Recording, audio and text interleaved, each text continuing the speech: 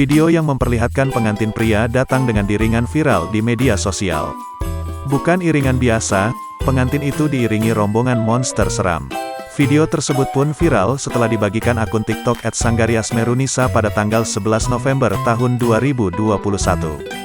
Dalam keterangannya pemilik akun menulis keterangan, sebelum temu mantan karnavalan dulu. Selain itu, pengunggah juga menyebut jika pernikahan dengan iringan kostum monster ini digelar di pagelaran Gondang Legi, Malang, Jawa Timur.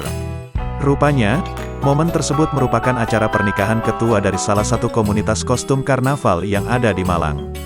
Sementara itu, dalam video tampak pengantin pria yang datang bersama rombongannya.